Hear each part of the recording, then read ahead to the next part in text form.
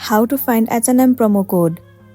So the very first thing you want to do is to head over to your Safari. In the search bar, search for H&M promo code. Well, different sites will be available to you. You can head over to any one of it. Let me move into this site.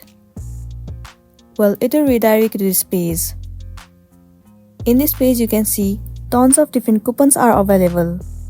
In order to get one promo code, all you want to do is look into the offer that you want and then click on show coupon. So let me tap on this one. And there you can see that the promo code will be visible to you. Now all you want to do is copy this promo code and then simply apply it in the application H&M.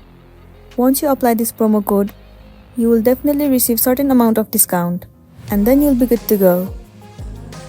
So that's it, and this is simply how you can find H&M promo code. I really hope this video is going to be helpful for you. Thank you for watching it till the end.